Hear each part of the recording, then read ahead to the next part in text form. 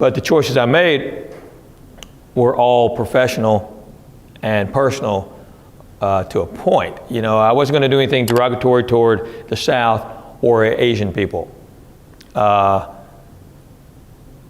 Two of the shows I almost did, and we just couldn't meet in the middle. We just couldn't. And I'll never forget, after Seinfeld sold his show, he sold 4 episodes of the Seinfeld Chronicles. It wasn't Seinfeld, it was Seinfeld Chronicles. I have a sweatshirt that says Seinfeld Chronicles. We used to meet at Jerry's Famous Deli, and after he sold it, he was so excited. I got 4. My buddies helped write the 4 episodes. That show was going to be gone. Brandon Tartikoff said, no, let's give it one more try. Let's put it after Cheers, and the rest is history. One of the greatest sitcoms ever. Tartikoff, I had to deal with Tartikoff right after that. And, you know, unfortunately, he passed away. And so I'm in there trying to sell this show, and this, you know, executive comes over, hasn't been to one of the previous 6 meetings, and now he's got to prove his worth.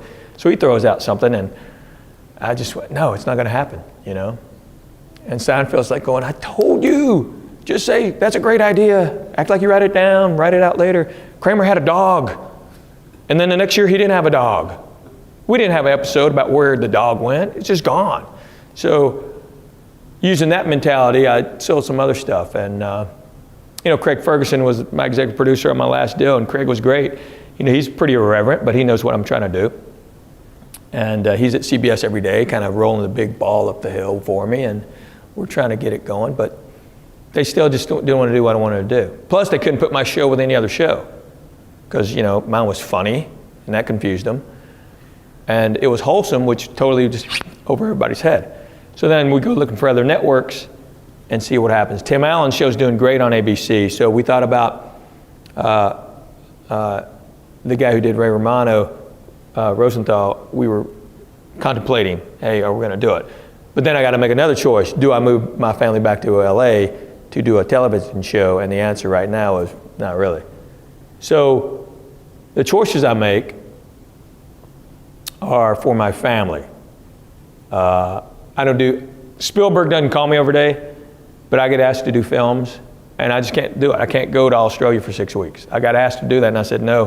And the director's going, you know, what kind of actor are you? And I go, well, I'm a comedian, you know.